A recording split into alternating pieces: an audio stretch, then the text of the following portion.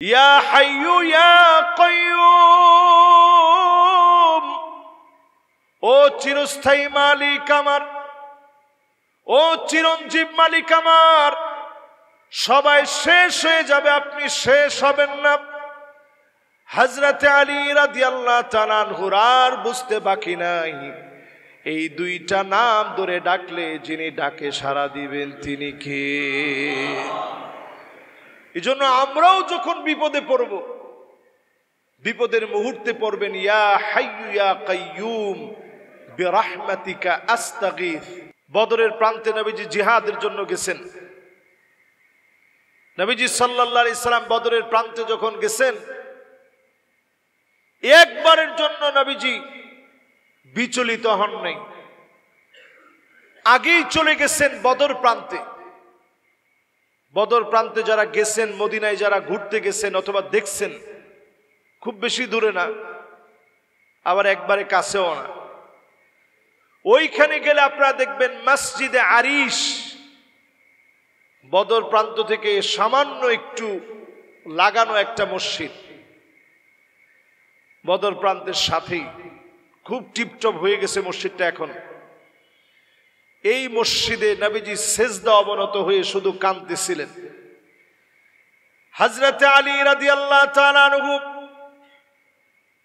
নিজের কানটাকে রাসূল সাল্লাল্লাহু আলাইহি ওয়াসাল্লামের জবানের সামনে নিয়ে গেলেন। আল্লাহর নবী কি বলে এত পরিমাণ কান্দে, কি বলে নবী এত পরিমাণ পেরেশান হয়ে গেছে।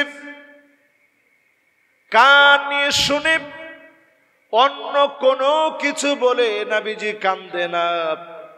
নবীজি আল্লাহর কাছে কান্দে, সিজদায় পড়ে পড়ে বলে আল্লাহ ইয়া হাইয়ু ইয়া কাইয়ুম, ও চিরস্থায়ী মালিক আমার, ও চিরঞ্জীব মালিক আমার। সবাই শেষ হয়ে যাবে, আপনি শেষ হবেন না।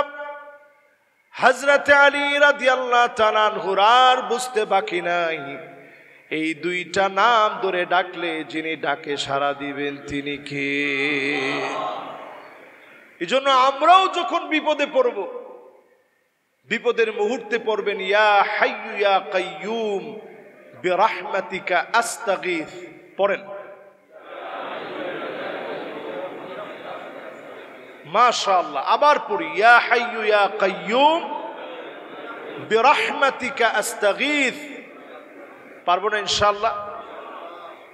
খেয়াল রাখবেন, কোন পীর সাহেবের নাম যত বড় পীর হোক, যেই দরবারের পীর হোক, কোন পীর সাহেবের নাম বিপদের মুহূর্তে আপনাকে সহযোগিতা করতে পারে না। পারে কি?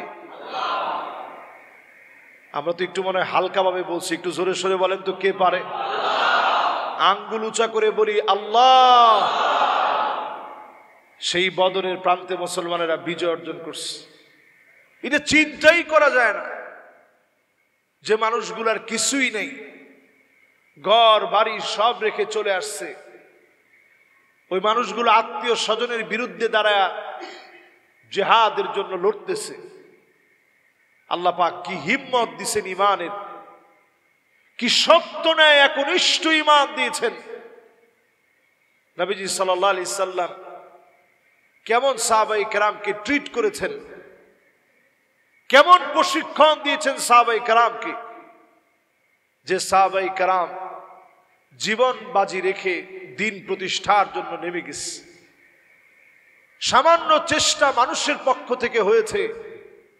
আস-সা'য়ু মিন্না ওয়াল ইতমামু মিনাল্লাহ।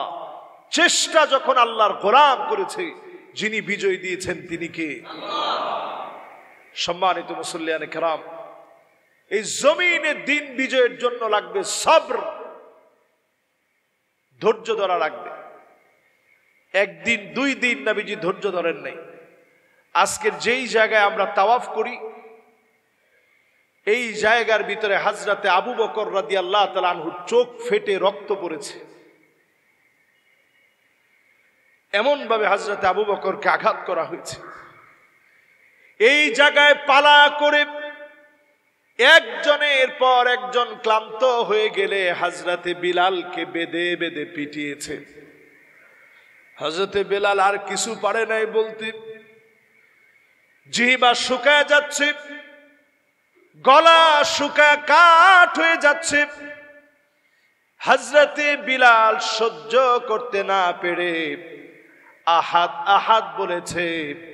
এই আহাদ আহাদ বলা যার পছন্দ লেগে গেছে তিনি কে? কুল হুয়াল্লাহু আহাদ আল্লাহুস সামাদ লাম ইয়ালিদ ওয়া লাম ইউলাদ ওয়া লাম ইয়াকুল লাহু কুফুয়ান আহাদ। এই যে আহাদ, হযরতে বেলাল আর কিছু পারে নাই। ওই অবস্থায় ইসলামের একেবারে প্রথম জামানায় নবীজির সাথী হয়েছে হযরতে বেলাল। হাবাসা থেকে আসা একজন মানুষ, বর্তমান ইথিওপিয়া থেকে আসা একজন মানুষ। একটু চিন্তা করেন, আদ্দিস আবাবা, আপনারা নিশ্চয়ই এখন ইন্টারনেটে দেখবেন, এই জায়গাগুলো থেকে ছুটে আসা হযরতে বেলাল একজন দাস ছিলেন, কিন্তু আল্লাহ তাআলা কি সম্মান আর কি ইজ্জত দিয়েছেন। প্রথম সারির মুসলমান হিসেবে হযরত বেলালকে আল্লাহ কবুল করে ফেলছেন। আল্লাহু আকবার। প্রিয় ভাইরা আমার, এই ইসলাম প্রতিষ্ঠার জন্য যুগে যুগে সবর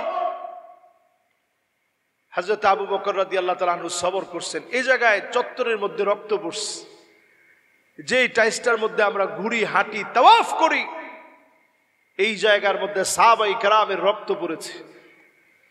সুমাইয়া রাদিয়াল্লাহু তাআলা আনহাকে যখন শহীদ করা হচ্ছে, আল্লাহর নবী দূরে দাঁড়ায় বলছে, সাবরান ইয়া আলা ইয়াসার, ও ইয়াসারের পরিবার ধৈর্য ধারণ করো, ফা ইন্না মাউইদাকুমুল জান্নাহ, তোমাদের জায়গা হবে আল্লাহর জান্নাতে। বলেন আল্লাহু আকবার।